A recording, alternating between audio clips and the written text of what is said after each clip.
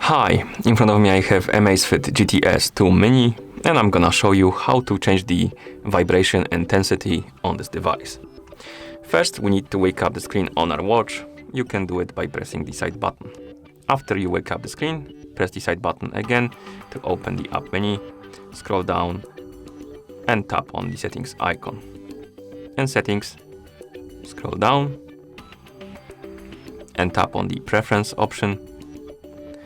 And here we have option called vibration strength. Tap on it. And now we can select the vibration intensity level by tapping on one. So for example, let's select strong. And once you're done, you can swipe swipe right on the screen or press the side button to go back.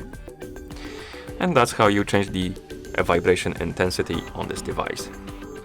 Thank you for watching. If you found this video helpful, please consider subscribing to our channel and leaving the like on the video.